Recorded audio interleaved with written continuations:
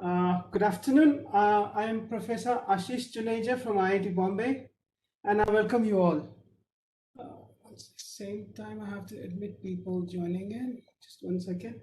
So the Geotechnical Engineering Division at IIT Bombay, in association with the Indian Geotechnical Society Mumbai chapter, is proud to host the second webinar on flexible slope stabilization and rockfall protection measures, guidelines, approval, and design aspect. This webinar is part of the series on rockfall hazard and mitigation for lifeline systems. Rockfall is a major problem in high hill slopes and rocky mountain regions of Maharashtra. Each year, they cause personal injury, loss of life, and serious damage to buildings, vehicle, and highway in their path. These events are catastrophic and they occur without warning, making it difficult mostly to predict how often they can occur. We are very pleased and honored to have the two speakers for this afternoon, Mr. Christophe Michael Balg and Mr. Armin Roduner of Geobrugg Limited, Switzerland. Christophe is a General Manager of Asia, Pacific and Africa of Geobrugg. He is graduate in Geography, Geology and Meteorology from the University of Freiburg at Germany and Master of Science in Geographer and MBA in International Management. His research focus is on the effect of global climate change on morphological structures in the Swiss Alps. Prior to 2008, he worked in Metro Media Limited to develop a flood warning system. Armin is our second speaker for today. Armin graduated in Bachelor of Science in Civil Engineering from University of Applied Science in Rapperswil, Switzerland. He worked in the engineering office Galler and Partner Limited in Enberg, Switzerland, in the field of tunnel construction. He obtained his Master of Science in Civil Engineering from the University of Colorado in Boulder and University of Mines in Golden, USA. Back in Switzerland, he worked for the Swiss engineering company Gerner Limited as project manager in tunnel construction, tunnel renovations and water power projects.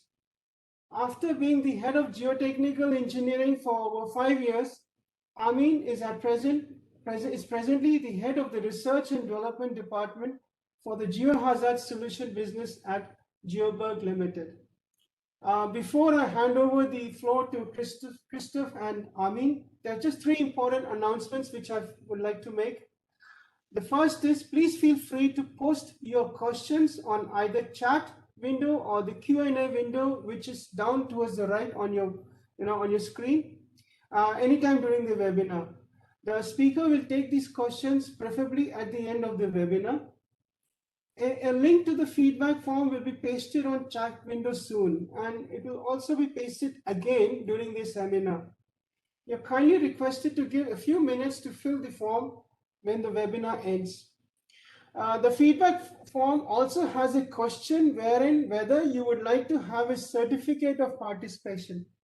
The e-certificate will be mailed to you, mailed to your email ID if you fill in yes. And now I invite our very special speakers, Mr. Christophe Michael and Mr. Armin, to take the floor. Thank you very much, Professor Ashish. And also, I would like to thank you and the IIT Bombay, the Geotechnical Engineering Division at the Department of Civil Engineering, and also the IGS, the Indian Geotechnical Society Mumbai chapter, for giving us the possibility to have this presentation here. And also, thank you very much for this very kind introduction. I would now like to just give you a brief overview about the company where Armin and myself are working, and Armin will then focus only on the technical aspects, and I will then later come on to some references which we have executed in India. So we are working for Geobrugg, which is part of the Brugg Group. The Brugg Group has 3 divisions. So the Brugg Ropes, where we are part of, the Pipes, and Rittmeyer. We have approximately worldwide 1,500 employees and a turnover of 450 million Swiss francs, which is equivalent nowadays with the euro and the US dollars, more or less. Within the ropes division, there you can see where Geobrugg is part of. That's the geotechnical part of this division. Then we have FATSA. They are providing cables for cabled cars, and also in India, in Gulmarg, when you have your cable cars there, and also at the famous Vaishno Devi, there is also building now a cable car. Those cables are also coming from FATSA, and they are also located in Romanshorn, Switzerland, the same place where we are just next door.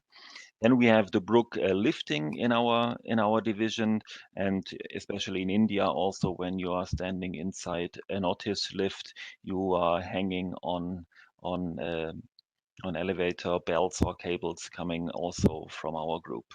A new element is the Brugg eConnect. They are providing speed charging cables for the entire automotive industry. Within our Geobrugg, where we want to focus on, we have two divisions, two departments. We have the geohazard solution and the industrial and safety solutions, which I will briefly just introduce you here. So the geohazard solution, on the left-hand side on your screen, you see those rockfall barriers. In the center, you see this movie where we are doing also a slope stabilization with a flexible facing, where Armin will focus on.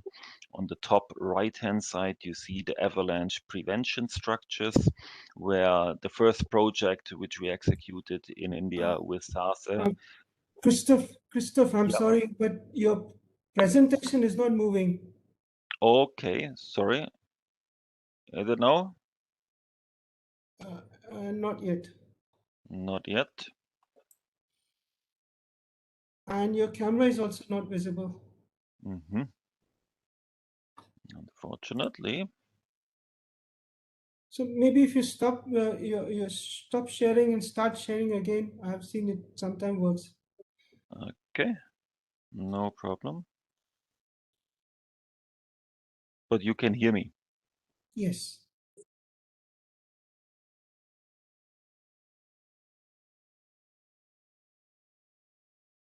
Anyway, I can. Okay, you can also see me. At least that is working. So what I think where I stopped, because the sharing option does not work. So we have those two divisions, the geohazard solution, where we are now focusing on, and the industrial and safety is basically the division which is focusing on the mining application here. So if this is not popping up, and I think I have some problem sharing it, then I would take the opportunity to hand over to Armin, and I hope that Armin, that you can share your presentation more successful than I can do. So please then, Armin, the floor is yours. Thank you, Christophe. So now you should see my screen with my PowerPoint presentation. Is this correct? Yep. So I want to introduce you to my world of slope stabilization with flexible facings. I want to show you the whole part. So I want to show you some words about what kind of facings are available, some words about system which we offer, the ecosystem, resistances, the bearing resistances which are needed to do the design, some words about installation, greening, calculation, also the global stability, how you can deal with that, the concept, so our dimensioning concept, which is called true volume, and finally also the tool which we offer. If I go first, the different facings which are available, you still see my screen, just to check. Hope with the, okay, so it works, perfect. So we define it in 3 different facings, also according to this standard. For example, talking about hard facings, flexible facings, and soft facings. If you go to hard facings, normally shotcrete solutions are used. This is one example near motorway to Acapulco in Mexico. You see the shotcrete solution has failed. Nail plates had punched through, and even the nails were pushed out of the ground. And this is what we often see. You see, maybe here is a small drainage which they installed. Maybe it was too small, or it was blocked. There was no maintenance done, and finally, often have the whole water pressure behind the shotcrete solution. And if it's not correctly designed, it can fail just because of that. But this is what we call hard facings. Is another example from Switzerland. Here it works very well, but you can discuss how nice, how green the solution is. Also, most often the nail pattern used with shotcrete solution is 1.5 meter, which is not optimized as it could be, and as we can do it with other solutions. I will show you later.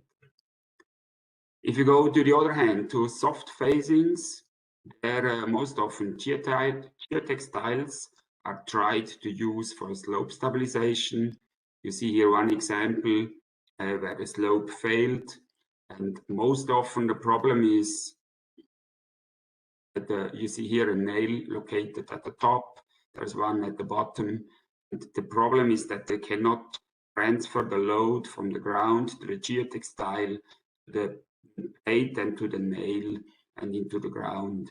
So there is no static function, and normally these are just used as an erosion control mat. If you go now on the other hand to flexible facings, here we see all mesh solution, all steel products which can be used for slope stabilization. We started 20 years ago with our system, with this TECO system. Before we used what we call like wire rope net system. See it on this picture a bit better. So we used wire rope net panels. We had to anchor in the corner of each panel, maybe 3x3, 4x4 meters in size. And we had to seam together these panels with a seaming wire rope. So it was a very time-consuming installation, but we had the static function and it worked nicely. So this project here, this is how it looks nowadays. It's perfect clean and safe, and this is where we were aiming for. Then we had the idea to use the high tensile steel wire from our sister company Fatser, which is doing all these cable car ropes, very thick ropes. And we produced out of this high tensile steel, we are producing a mesh. And this is one of the first projects which we realized. It's very typically, normally the ground is maybe inclined 45 degrees. You have to create space for a road. So they cut the rope, they cut the slope 55 degree inclined, and they need a protection. And we used here our TECO mesh. This is the installation 2001. You see they cut the slope, and with doing the excavation, they are unrolling the mesh, installing the nails, and doing the installation step by step. This is right after the installation, very green solution, maintenance-free solution. This is what we are aiming for. I have some more pictures from the same project. This is 15 years later, November 2016. And now this is from this year, 20 years later, where still the slope is in perfect shape. And it's still everything working as it should and as we promise. And also some words, another point, which is also more and more common, is CO2 footprint. And if we compare together with university, slope stabilization with a high tensile steel wire mesh compared to a shotcrete solution, because we are using 4 times or less cement, the influence on the greenhouse effect is 4 times less. So now I'm coming to the system, the TECO system, which we offer. here we are talking about 3 different steel wire meshes, 3 different spike plate types, and we are using commercially available nails, whatever in the different countries is available, and we combine that and do the mentioning accordingly. This is an example from the mesh. It is 3 different type of meshes which we have. It's a diamond-shaped mesh, so that we have very low elongation, and with the low elongation, there is no deformation or no the risk of any erosion problem on the slope is reduced, and with that we can green up the slope better. We also have a knot at the end that we can do a connection of the different rolls directly without any overlap needed, and we can connect using these clips. Using these clips we can do the connection directly, and the connection is as strong as the mesh itself, and also the border of the mesh is as strong as the mesh inside.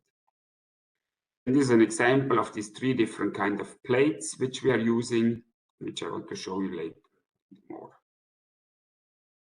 About some words about the nails which we are using. So basically, this is a nail, a steel nail with a coarse thread on it. It is first the hole is drilled, they bring in the steel with spacers, they pump in the mortar, and that the nail installation is finished. But for cases where the drill hole is not stable, instead of using a pipe, sometimes it is what we call a self-drilling nail is used from different suppliers, where they have they use the nail as a drill equipment. They use a drill bit in front and they drill directly with the nail, and they have a hole inside the nail so that they can pump in mortar, and they do the installation like this for ground where the drill hole is not stable. If we come to some of the advantages of the system, here for me as a technical guy, the biggest advantage is that we have a static function, and we can have like what we call a flexible nail pattern, because the strength of the mesh over the whole area is everywhere the same, and we can set the nails where we need to have them. This means we can set the nail into a below an overhang, into a gully, into a dell. So with that we can try to tension the mesh as good as possible to the surface, and with that again we have the risk of erosion is reduced, and we have then a green solution at the very end. But of course there are all different kind of advantages, and I will show you a bit more how we do it. So we are using the 3 different kind of mesh types. It's called G45-2. This means the opening is 45 millimeter, and we are using a high tensile 2 millimeter wire. So this is on the left side, G45-2, 2 millimeter wire, which has a strength with high tensile steel wire of 1770 newtons per square millimeter. Wire itself has a strength of 5.5 kilonewton. The roll is delivered, or the mesh is delivered in rolls, and you also see the weight, etc. And in the middle is what we call the G65-3. It's the mesh which we are used the most worldwide. It's made out of a 3 millimeter high tensile wire, and the opening is a bit bigger, 65 millimeter, and the strength, you see it here, it's already 12.5 kilonewton of the single wire, and also the rolls is delivered in a size of 170 square meters, and the weight is 1.65 kilogram. Then on the right side is the same mesh as in the middle, but made out of a 4 millimeter wire. See the influence from 12, we are going up to 22 kilonewton, which is the strength of the single wire. So it means 2.2 ton tensile strength of the single wire. And with that, we have a very, very strong mesh which is used also, for example, for rock applications and for applications where we need a higher puncturing strength. And all the meshes are delivered with what we call a Geobrugg super coating. Is that zinc aluminium coating, which I'll have another slide later to show you what it is. We're also using what we call a Spider S3130. This means out of a high tensile 3mm wire, we produce a mesh with a bigger opening.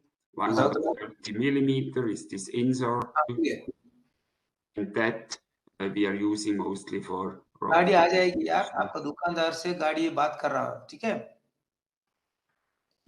For spike plates, we are using most often what we call the P33. Sorry, can somebody unmute him? Okay, so we are using the spike plate. It's called P3340. So this means 33 centimeters is the width. It's with a 40mm hole or with a 50mm hole, depending on the nail diameter which you are using. It's the plate we are using the most, but also we have a bigger one, we call P66. So we have 66 centimeters is the width. And with that we can transfer more load because we have more mesh or more wires all around the plate. And also we have a smaller one, which is basically for the small opened mesh, which we are using there. And some words about this, I said, Geobrugg super coating. So it's 95% zinc, 5% aluminium coating. For the aluminium, we have this very smooth, hard surface, good adherence. And from the zinc, we have the active protection at low costs. There are different names for it on the market, and we produce it in a double dip procedure, and our wire is end drawn. This means after the coating, we draw it again, which gives it again a very smooth surface with that very good properties against the corrosion. Regarding lifetime, we normally do it like this. There is a standard, or there are different standards which define different climates. The climates are called, for example, C2, which is countryside.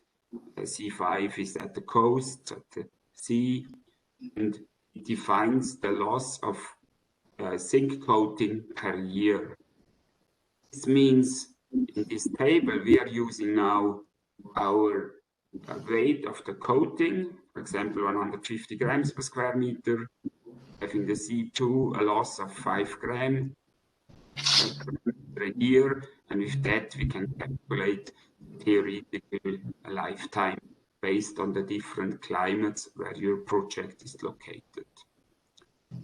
And you see it down here, more you're going to the sea, to the coast, or if you have very aggressive climate, you're using normally what we call the Teco stainless. So we produce the same mesh out of a seawater resistant stainless steel, 1.4462 quality, with a bit slightly reduced tensile strength.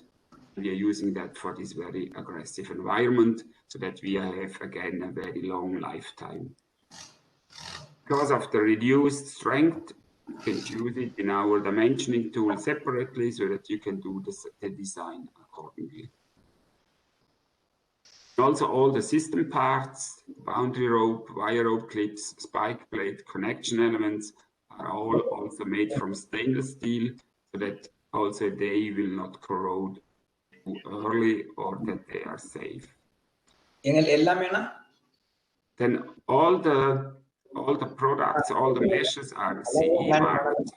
So we have this European quality assurance based on the document. You see it here on the right side. This is what they call a European assessment document, which is for all flexible phasing systems for slope stabilization. On the other hand, you also have, for example, the German railroad approval, which is needed to so that we can do installations at the railroad in Germany. We have also Romania, for example, Romanian railroad approval, Serbian railroad, and also Okay. So that we can do the calculation, we need to know some bearing resistances, and this is how we have tested them. You see on the left side is a cross section, the nail at the bottom, at the top. The yellow material wants to slide out, and it is pushing the mesh outwards, and we need to know the resistance of the mesh around the spike plate, so that we can do afterwards the calculation. This is how we have tested it.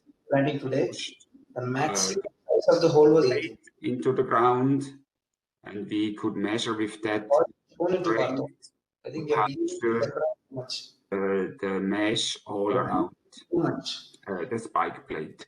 And we did this test with mesh and without mesh, as you see here. And the difference is the puncturing strength all around. Armin, I think I'm not able to mute the person. I think somebody's unmuted accidentally. I'm going to mute all again, and maybe you can unmute yourself once within a few seconds. Huh? Yeah, no problem. We need to do something, yeah. Because I don't know, we can't get into this trouble here. This is really bad. Where is Pune going? I think everyone is muted, but can I please request everyone to mute themselves? No. Yeah. I am unmuted. No, I'm muted. I'm muted. Please go ahead. No problem, no problem. So this is like a test how we define this puncturing resistance all around the plate, and for the design we only need the resistance at the upper part of the plate, so it's half this force from this test. This we will put then into the design to do the proof. But you can imagine if the yellow material wants to slide outwards, mesh is also pulled or has a certain force which it can transfer to the nail at the top. And this we also need to know, because this is helping us, and we need to know this force as well. And this we have tested, like on the right side, we see the nail, the mesh, and the plate installed. We pulled the mesh on this red beam to the right until failure. And this is what we call this slow parallel force set. The plate needs to be stiff, like on the right side. So then only because when it is stiff enough, it can transfer the load with all the wires all around. If you have a weak plate, the plate will bend, and then all the load has some wires have to take, and you have an early failure because of that. These are the tested values. For example, the 3mm mesh with the standard P33 plate. You see the resistance is 90 kilonewton. It's shearing off resistance at the upper part of the spike plate. And if you see, if you take the stronger mesh, I'm going up to 140. And with the smaller mesh, I'm going down to 40 or 55. And you also see the slow parallel force, where we have for the 3mm mesh this 30 kilonewton, and these resistances are inside the dimensioning tool. We're also doing tensor strength tests, like in this picture on the right. So we are pulling a 1 × 1 meter mesh in this direction until failure. And you see then here the graph from this test. So this is the strength, and this is the deformation. Then you see on the green line, it's our 4mm mesh with over 250 kilonewton per meter. This is the spider with over 220. This is the Teco G65-3 with over 150 kilonewton per meter. And this is the 2mm mesh over 85 kilonewton per meter. And all our meshes, because we are using high tensile wire and we have this diamond shape, have an elongation, if this is 1 meter, of 6 to 7%. And we need, and we made that on purpose, that we have less erosion and a very green solution, because the mesh cannot deform too much when loaded. And with all this, we can handle situations like that. We can stabilize a block like this, and we can transfer the load from the block to the mesh, to the nailing, and into the ground. Then some words about the installation. Normally we are using what we call a nail pattern with an offset. So we have one row of nails here. The next is with an offset of half horizontal distance. We have also for the nails, we have what we call like a nail or a diamond pattern. And with that we can transfer the load better. Or on the right side, you see where they have not done that correctly. The distance in between the nails is very high, and if you have a very high slope, the chance of having any erosion problem in between the nails is higher. So normally this nail will be located in the middle here, and then the distance in between, the horizontal distance, is smaller, and with that we can reduce also this erosion risk a bit. The spike plate itself needs to be installed horizontally, as you see here on the left. If you do it the other way around, we have only, for example, for the G65, only have 8 wires around, and with that we have half the burning resistance. Normally it is installed horizontally. You can also set the nails into a galley, as here, and with that we can adapt the mesh very nice to the surface. And we even say the people or the construction company to use a certain torque wrench with a certain moment, so we push the plate into the ground, and with that a certain area around the nail mesh is very much tensioned against the ground, and again we can reduce with that the erosion risk. So it's not the pre-tensioning of the nail, it's more kind of a fixation force, so that they do the installation in a very good way. Also, we recommend, if you are in an excavation situation, as here, we recommend to dig out some material, some soil material around the nail head. And with that, again, we can tension the mesh as good as possible to the ground, so that we have also there the risk of any erosion reduced at that scale.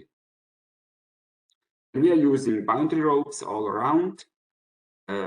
Important is, or the most important is the top support rope or the top rope, that you go over the top crest with the installation, and you finish the installation with a rope there, so that the erosion cannot start from the very top. And this should be an illustration. So normally, for example, you're using a 1.5 meter nail pattern, and you don't spend so much on the surface stabilization. These are then your total project costs.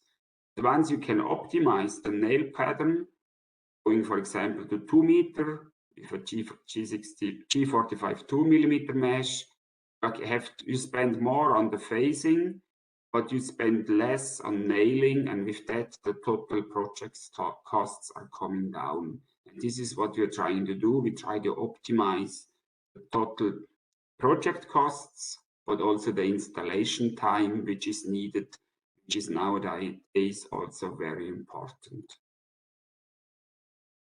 Then some words about greening. If you have very fine material, non-cohesive material, you need to think about the use of erosion control mat underneath the mesh.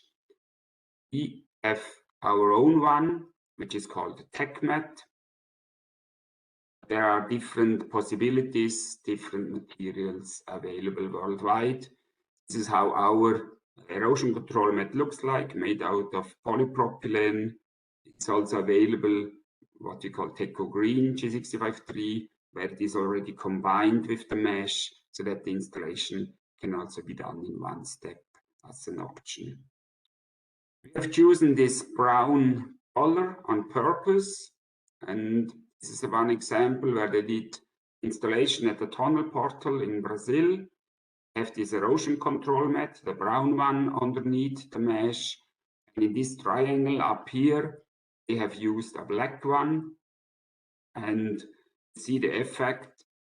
If I go some time later, the greening has not started there, and this is what we believe in, is like the black material is heating up too much, and then the seeds, or the chance that the seeds are get burned is higher. With that you have a not such a good result because of that, and this is the reason why we have chosen this brown erosion control mat. It's an example from a railroad, or from a stabilization next to a railroad in Germany, in a sandstone, very steep, directly next to the railroad, and even after 4 months after installation, it already greened up very nicely, even in such harsh and complicated ground conditions as they had there. Then some words about calculation. What we are doing is we are handling superficial instabilities in between the nails, as illustrated here. We also can do with our dimensioning tool what we call a slope parallel instability, also here a very superficial one, and this is included in our dimensioning tool. For situations where you have deep-seated sliding surfaces, you need to do the global stability calculation first. This will give you the nail pattern, nail length, nail diameter.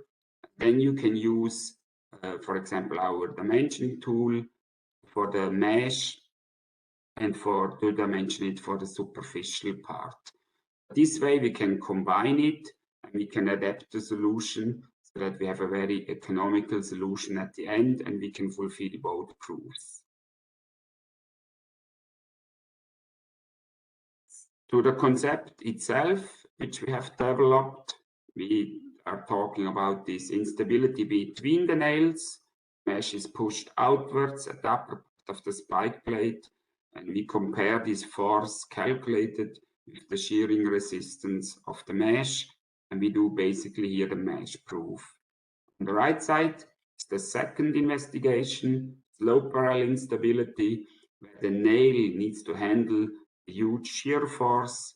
This is mainly the nail proof inside our tool. Developed it based on very small scale tests 20 years ago, and we came out with this concept. So you see here, for a given situation, software is varying this sliding plane angle and is calculating the force, this P force needed to hold this material in place. Even consider what we call a two-body sliding mechanism, and this is what the tool is doing for you based on limit equilibrium and the formulas you know. So there's only one specialty inside. Instead of using the whole rectangular in between the nails, we reduced it horizontally a bit. So this is a horizontal cross section. So the nail at the left and right, the superficial material. And we assume a certain amount of soil material around the nail, which is stable due to the force and the weight we push here into the ground. We reduce the failure width horizontally with that. So we introduce here what we call a pressure cone with a radius at the top, where we normally use 15 centimeters, half the spike plate size, and we go down with a 45-degree angle. And with that, we're reducing the failure material. And finally, this is then the formula, how we calculate the force, and then we compare this calculated force with the tested resistance of the mesh, as I have shown you before. It's the same for this two-body sliding mechanism, only another term for the second body, basically then the same, and this is how we do then the proof for the mesh, this shear resistance proof and the slope parallel force proof. The second investigation is the slope parallel proof. Here, basically one nail needs to handle this shear force, calculated as shown on the formula, with this formula here, and that with that we can do the dimensioning of the nail for this superficial slope parallel instability. Then we have the function of, or the load case of an earthquake. Here we introduce the horizontal and vertical acceleration due to the earthquake. We are doing the same calculation, but with a higher body weight. So this is this normal pseudostatic approach which is used. You see then in the same formulas these acceleration factors, and we are doing the same calculation but with this higher body weight. And it's the same for this two-body sliding mechanism, and it's the same for the slope parallel investigation. Then we also have a second load case. Here we are talking about heavy rainfall, 100% saturation of the material, and having a slope parallel streaming force. Or the water is coming from the ground, the same situation, have a slope parallel streaming force, which we can activate in the tool. Streaming force, you see here, is calculated like this, and we include it in the same formulas as before. And again, we are doing the same calculation, also for the two-body sliding mechanism and for the slope parallel investigation. Then we have used the mesh, the ecosystem used worldwide in thousands of projects. Finally, we also found a way how we can test it better, how we can optimize it better. And I want to show you a video how we have found a way to, together with university, to test the system repeatably so that we can do under the same condition different test setups which we can test. This is the video of this box. 10 times 12 meter is the field where we installed some different ground material, the nails, mesh at the top, and with the biggest crane available in Switzerland, we tilted the box until failure. But here I parked my car in front and used the strongest mesh we have, and we could even not break it. We used a laser scanner, measured the deformation of the surface for each inclination step of the box. And we can have them pictures like this, where the more we go into the red color, the more deformation we have. You see here the nails are located. This is 12 meters, this is 10 meters. We used here a 4 millimeter mesh, so the strong mesh with a 3.5 meter nail pattern. And you see the same picture for a 3 millimeter mesh and the same picture for a 2 millimeter mesh. And if I go up and down, you will see how the influence is on the more stiff the mesh is, the less deformation we have. Or on the other hand, the bigger I can go with the nail pattern. This is an illustration about nail pattern, which is going so that we can transfer the load going along the wire on the geometry of our mesh, and with that we can transfer the load very nicely. This is an illustration, this slope parallel force going upwards and this puncturing force at the upper part of the spike plate, how we do the calculation. And some words about this pressure cone which we have introduced. We can also take now this laser scanner data. There you see left and to the right of the nail, not a lot of deformation was going on. Because of that, we believe it is okay that we reduce, instead that we use this rectangular, reduce the failure width, the failure material, the failure volume accordingly. Then we also did some back calculation. This is an example with the 3 millimeter mesh, 3.5 meter nail pattern, sandy gravel, which we used.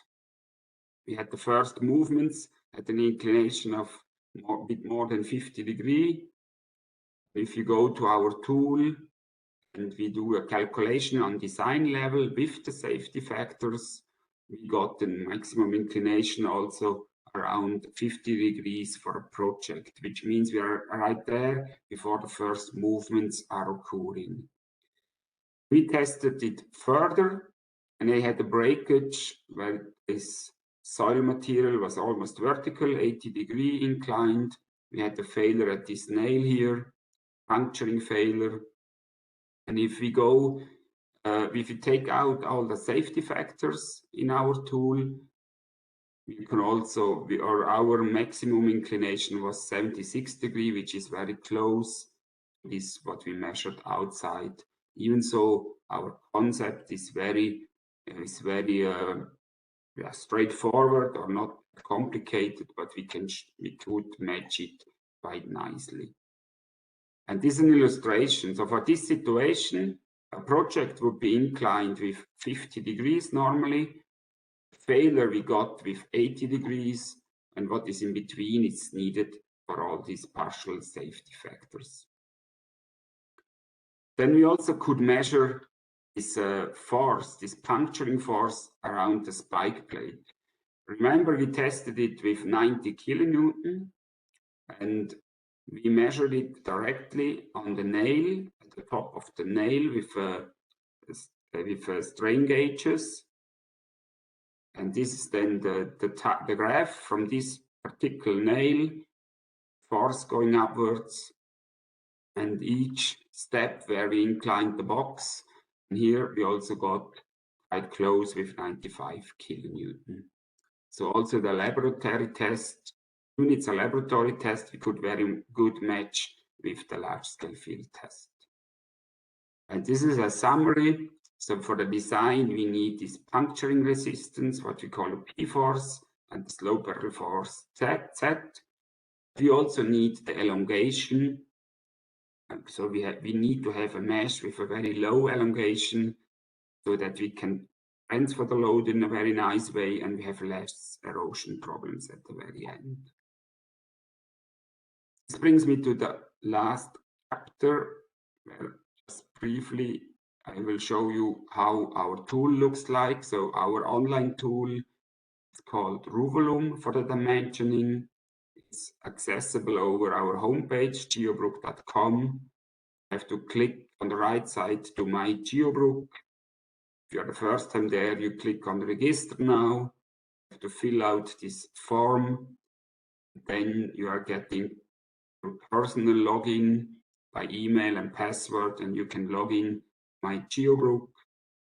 And on this page, you click on Ruvolum Dimensioning Tool. You have to accept a disclaimer, and then you are inside our tool, and this is how it looks like. So on the top right, you can choose different languages. So the first is EN, means English, and we have different languages inside. You can choose between international and American units. We can activate here these load cases as described before. We have under the standard values, you will find this pre-tensioning force, for example, of 30 kilonewton, slope barrel force. We are using the partial safety factors, but you can also use what we call a model uncertainty factor as a global safety factor, and you use the other ones to 1. We can type in different nail types. So we have a list of nail types which are already inside, but you also can define by clicking on this green button your own nail inside the tool. You can choose the different mesh types, combination mesh types and spike plate types, and you can choose the different nails from this drop-down window here. And you will find then on the right side or in the corner if the proofs are fulfilled or not for a given slope situation, project situation, or you can click then on the proof window, go into this proof individually, see there how they are done. It's my presentation about the system. So I want to hand over to Christophe.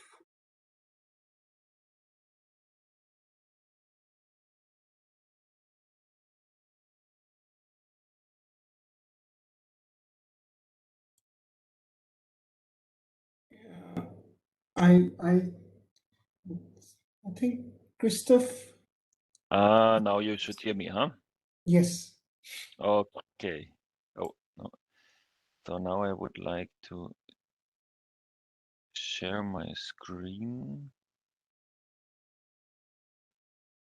Here I can close it. Yeah. You can see my screen or not?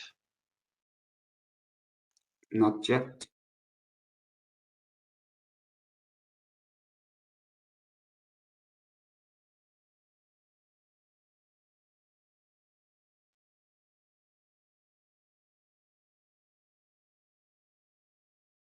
Is it coming up something at your side? No. Okay. I mean, otherwise I have sent you the link to this presentation if from my side it is not working. Let me see.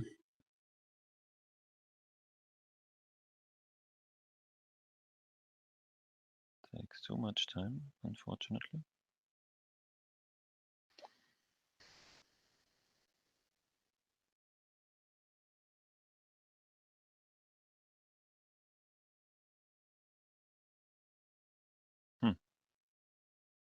Just a second. I have to download it.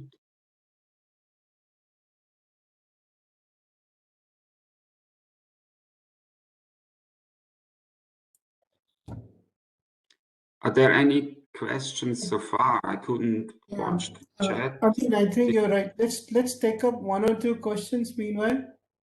Yes, I believe it's good. In the meanwhile, I can download it and start the presentation. Yeah. I think there are two questions which I see. One is on, you can see them on Q&A, but I'll read them out if needed. The first question is from, I think it's Mr. A.K. Ansari. I think his question came up when you were discussing the plantation at the site wherein you visited the site about 20 years later. So I think the question is probably related to that, but I'm not sure. But it says, any special measures being used for plantation? This is a good point. Like, if we have an existing vegetation, sometimes like where we also have a lot of rain, like in Switzerland, we don't need so much of, or we just cut the existing vegetation, we level it, and then we go over with the mesh, and then it starts to regreen. But when we are especially like at the project which I have shown you from Germany with the sandstone, there they use even a dry seeding or a wet seeding process where we bring actively in the seeds, and with the erosion control mat we can hold the seeds in place for a certain time so that they can green up and they can grow, so that they can grow up. So there are different, based on the project, there are different procedures needed, and we make it based on the different projects. And also I would like to add here is that in India also we have done a couple of hydro seeding and regreening projects, and it's always very important because a customer before he imported some very expensive seeds from Australia. We do not know why, but obviously the climate condition were not right for those seeds, so the plants which he intended to plant there did not grow. So therefore it's always important that you look for local companies, and there are a lot of specialists, local specialists in India, and for every region that you choose here the right plants which are of the same origins and which are favorable, have deep rootings. That is important. Yeah, there's one more question from Mr. Hemant Vidalkar. He's appreciated. He says his question, in fact, is what is the cost range per square meter for various systems? So, is there a comparison, cost comparison for for maybe a site or a general comparison? I think that's what his question is hinting at. Yeah, pricing is always very difficult without knowing anything about the site. If you have a rock bolt which is 1 meter long, which okay, obviously is not realistic, but if you have a rock bolt which is 3 meters or 12 meters, there you have a big difference. If your nail pattern is 1 by 1 meter or 2.5 by 2.5 meters, that's a big difference. At the end, the mesh is playing not the biggest role here for the surface support. It is the most costliest part is mostly the drilling and the diameter also of those rock bolts or soil nails. And if you are using self-drilling anchors or normal fully grouted bolts. So that's also a big difference. So therefore, it depends if you have a reinforced shotcrete, for example, with a 1.5 or 2 by 2 meter pattern, then I would say you can somehow look into the same range or even make it or become cheaper here, huh? Also, the cost to transport this, how feasible it would be, right? I mean, if you look into, if you would compare it then with shotcrete, I mean, to make a shotcrete slope, you need to transport a lot of material. A lot of concrete has to be transported. Here you have just a couple rolls of mesh there, and the bolts likewise. But it's so the carbon footprint, which also was introduced by Armin, is much more lower. And you have the beauty that you have an open system, which afterwards then you would have a green solution here. The meanwhile, I think you can. Are you able to share your screen now? Because Armin, could you? yes, you should see it now. Yeah, fantastic. So you have to scream it now, and maybe you can start now with the. That is the most recent project which we realized, which is in the regard to the rockfall protection. That's at the famous Malches Ghat in Maharashtra, where we installed our strongest rockfall barrier. And there is also, you see, there are a couple of more barriers there, and now there should be a movie, Armin, which is just, I think, 40 seconds, if you can play it, which gives you then a very good impression about the site. Here you see a lot of rockfall barrier already being installed, and this is really the most strongest rockfall protection barrier which is existing in the market currently. For those of you who know the Malches Ghats, you know that there are frequent rockfalls and a lot of barriers have already been installed. You see here on the left and right hand side. It was a very challenging job also to do this installation, because the height here for the installation, you see here a mobile crane. It was lifted up to 70 meters above the highway level.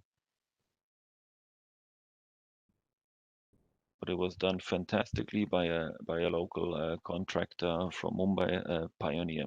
They did a fantastic job, and here you see there all the rope access workers with the helmets on, and you see what kind of a massive fence this is to protect the road. Okay. Maybe then you can go to the next slide, Armin. The famous Sri Mata Vaishno Devi temple you all know in Katra, J&K. There are now 2 phases been executed also from our side for the rockfall mitigation. on the next slides, then if you continue, Armin, please, then you will see that what was the problem description here. You see various barriers from 1000 up to 8000 kilojoule, and also the slope stabilization, which Armin explained to you, have been installed here. Armin, if you continue, just to get some here, that is the 8000 kilojoule, and you see the posts in the center.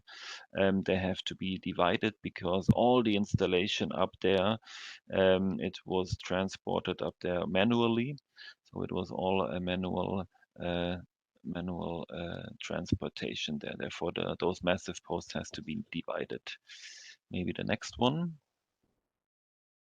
And some impacts there already occurred. Next slide. You see those tracks. Here is this slope stabilization, or this was more a rock face stabilization done with also rope access workers there. Okay, next one. Yeah, that's along the pilgrim path. I've been climbing up there many times. So those of you who know the sheds, but the sheds only protect you from the rain, not from the rockfall. That is the first debris flow barrier, because you also have various gullies on the track road. So here we also installed the debris flow barrier. At least there have been two on this entire track. So this has been the first debris flow barrier in India as well, which have been installed here. I think on the next slide you see the down slope view. And then we can go to the next project. That's a hydropower project, Tidong, in Himachal Pradesh. There we had to protect the powerhouse there, which you can go to the next slide. I mean, there is just the description then. And there we have installed a 1000 and a 2000 kilojoule barrier, and also some mesh to protect the surge shaft and some powerhouses down there. Also, the installation there was challenging, obviously, there, because it was in winter time. We had a lot of snow there, but it worked out perfectly thanks to the very good contractor there on site. Okay, just to give you some impression, back to Maharashtra. Again, there at the Malchus Ghat, maybe those of you who have been there, they know those little temple, and you see in the next slide, I mean, if you just continue, just a couple of pictures, because also rockfall barriers on top, and then also the rock face stabilization below has been stabilized here with some Quarox and also Teco. Inside the tunneling, that is more an application which we are also doing a lot in the mining industry. We are also doing the surface support in tunnels and in mines. And so here also the mesh has been applied, surface support in this tunnel there. Okay, thank you. This we have seen before. Another it was also during the installation, just that you see some impression there how this is working. Feel free to continue. And that is one a very large project on the Mumbai-Pune Expressway. Those of you who have been traveling between Mumbai and Pune know this expressway very well. The old wire rope nets at some stage they were getting they have showed a lot of fatigue effects, and were not they have been failing sometimes. The nails have been too short, so the entire redesign has been done with the use of the Ruvulum software as well, up to 12-meter long rock bolts and soil nails have been installed here. And here on the entire face, you see that the spider net and also the Quarox net have been installed here fantastically. And now if you are traveling to Pune from Mumbai, then you can see a lot of the Geobrugg mesh there is being installed here. Zmore in J&K, another project with APCO. There we have installed above the tunnel portal a Teco project, also slope stabilization in some part. The shotcrete, there have been unfortunately some failures because there was too much hydrological pressure, like Armin also explained, behind the shotcrete, and the drainage pipes were blocked quickly. So therefore they decided to go on top of there with the open system. I mean, you can continue, and also, if I'm not mistaken, 2 rockfall barriers have been also installed here with a local erosion control mat, which was there used. You can continue. Also, sometimes used some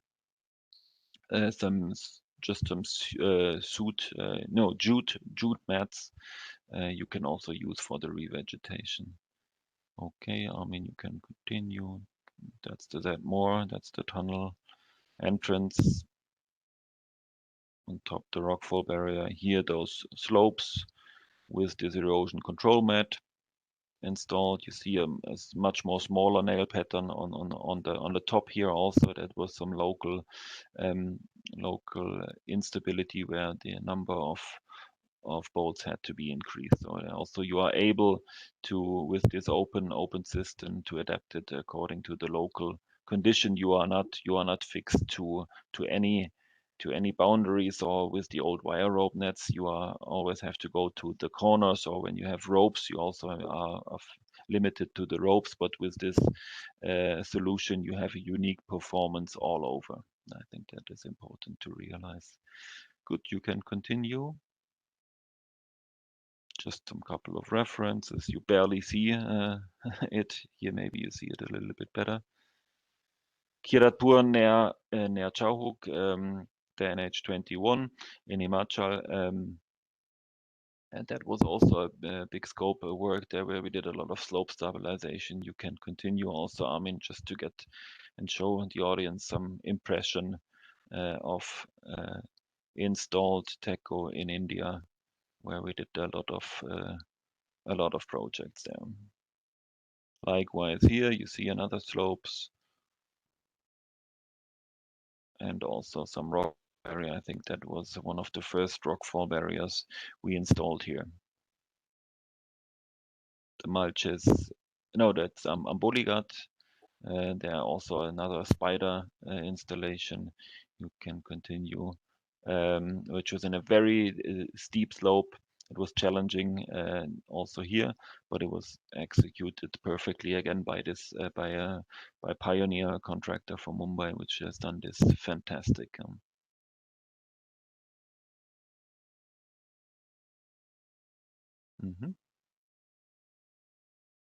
And I think that's one of the last projects at the Ketsina Expressway. Also here a rock face stabilization. The big area, big scope, 50,000 square meters have been installed here. You see here on both sides this entire, because there was frequent rockfall, this has been stabilized here as well actively. So no more rockfall is now occurring here.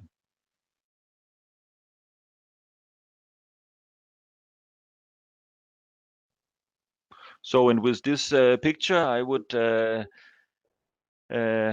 like to leave you, and if there are some more questions, please post them in the Q&A, and otherwise the contact details of Armin and myself, they are known by Professor Ashish, and but please now, if there are answers, please ask them us now. Otherwise, also later we are always they're available for us, and also we have a big team and office, obviously also in Gurgaon and in Mumbai.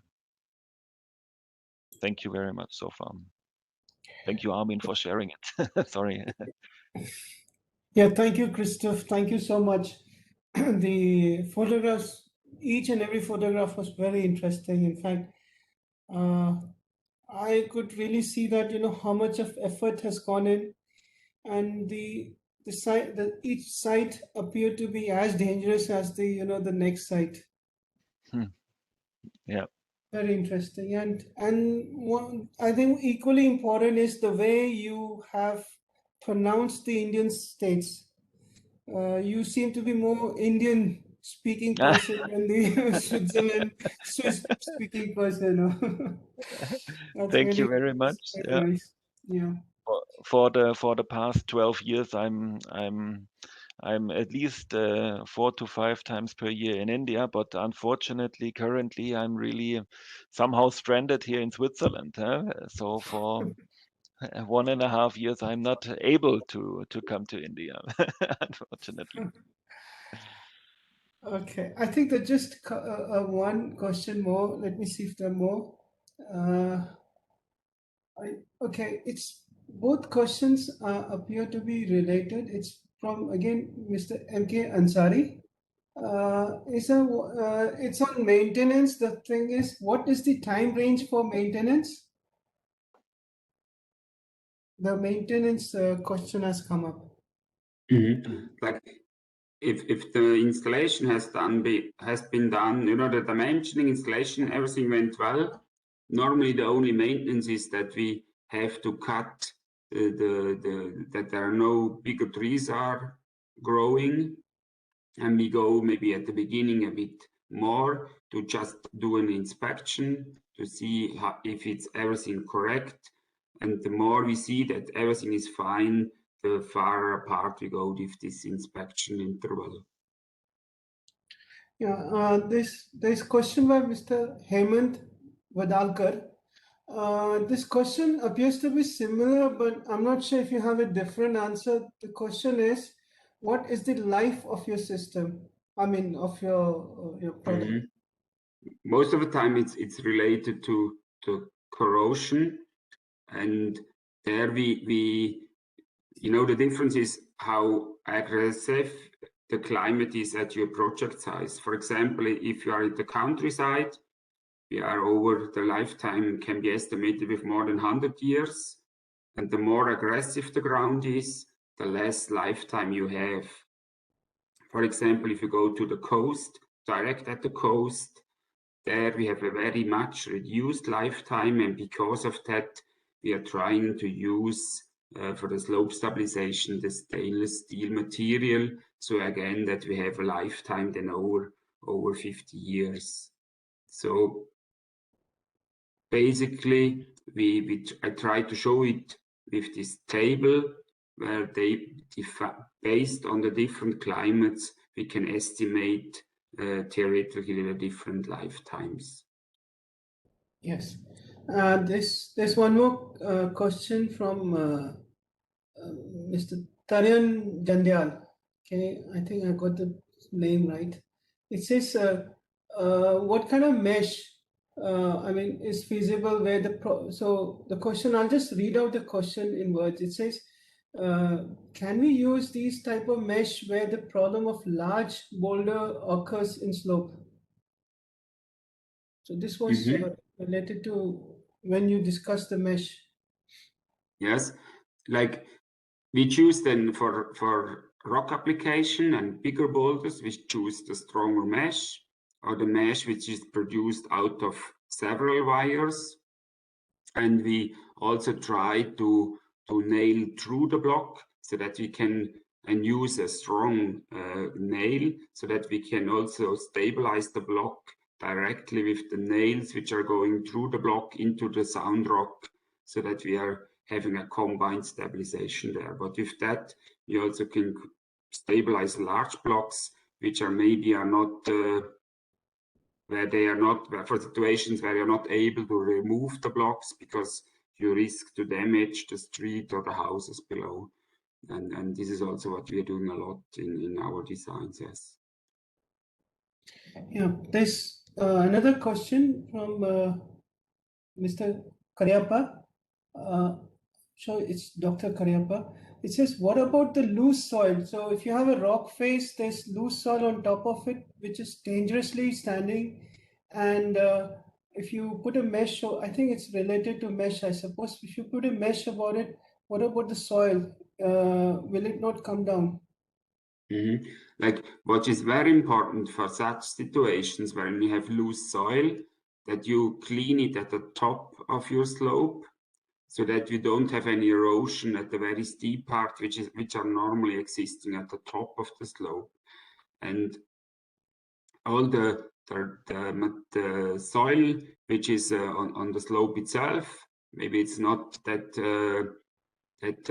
steep, maybe around 40 to 60 degrees, we stabilize it with our mesh and we nail this, or we bring this force from the soil with the mesh to the nail into the ground, so that you can also stabilize such situations.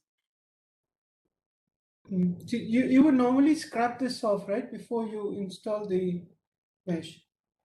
Like, normally what needs to be done, if it's very uneven, we try to equalize a bit the slope. We have to cut the trees, or also smaller trees, we have to cut them. We have to, very good would be to cut them very close to the surface, so that the mesh is not pushed outwards there. And we remove, for a rock slope phase, we remove bigger blocks if possible. And then we have the chance to install first the nails and then unroll the mesh afterwards. Or we can also, for very risky areas, we can drill first the top row of nail, we install a top rope, attach the mesh, we unroll the mesh, and then we drill through the mesh all the rest of the nails, so that you have already a certain protection. I think two more questions. Do we have time for that? Just two more, huh? Sure. The first question is from Rashid Akbari. It says, I mean, his question is on, I think, when you spoke about grouted soil nail, grouted rock nail or soil nail. So it says, what techniques are used in order to increase the bond between grout and soil in grouted soil nail for soils with very low N value, that's low SPT value?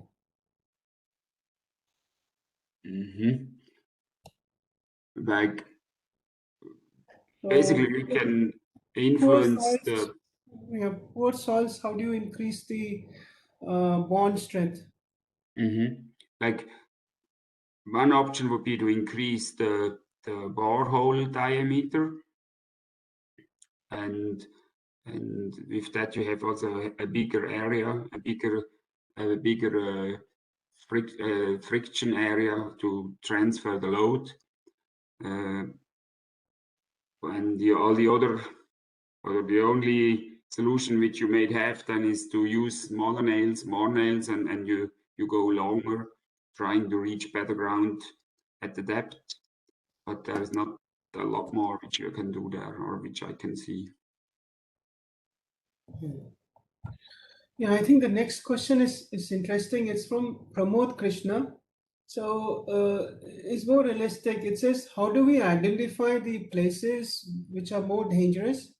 So the places, I mean, we feel are safe are given now, but they can give to landslips and rockfall at some later stage. So identification of weak spots, especially, in places where some of the photographs which you have shown, it's hard to reach places. So without, even from drone or any other photographic or any other imaging, it's difficult to identify the weak spots. So how would you do that? I try to estimate what will be the maximum block size, and if that is difficult, sometimes I also do it the other way around. I go with a standard nail pattern, let's say 2.5 meters, and I try to back calculate which block size I can stabilize with that, and then I go to back. Somehow you have to estimate the site and the sizes of the blocks. If you're in a rock face, for example, based on the sliding planes, you somehow have to have a certain feeling about your area and about the block sizes, that you can do it correctly. And if you allow me here to add, because also how do we identify the places that are dangerous?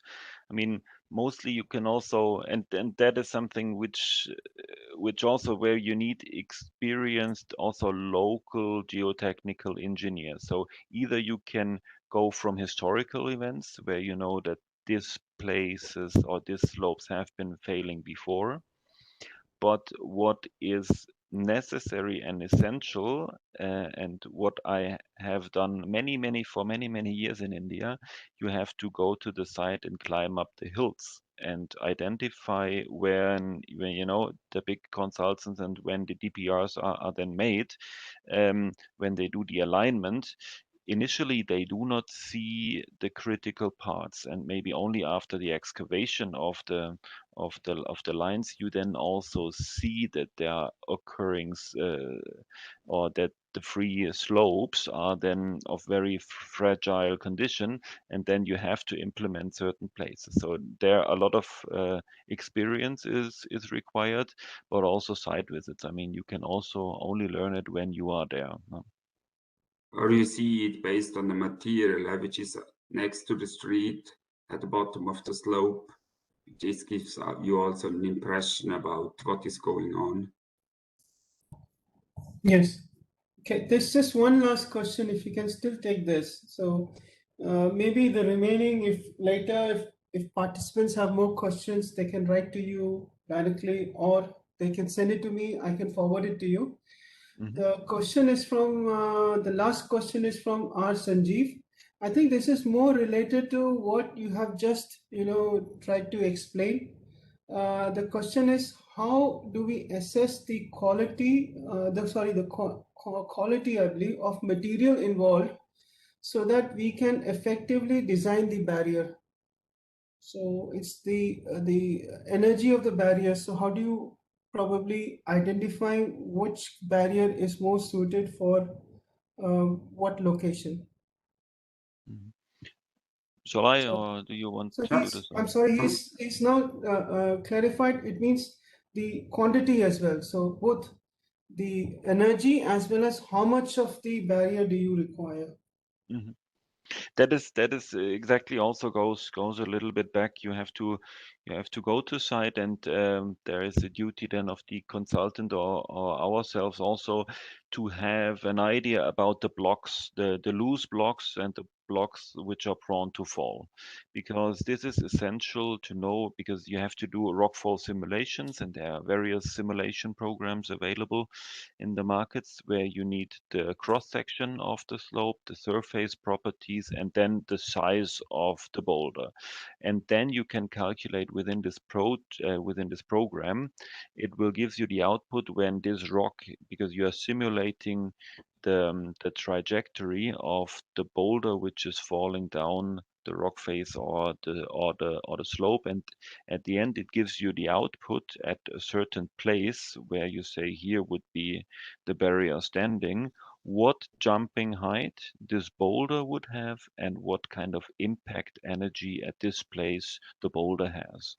And accordingly, you then have to choose with an additional factor of safety the height of the barrier and the impact absorption capacity of this barrier.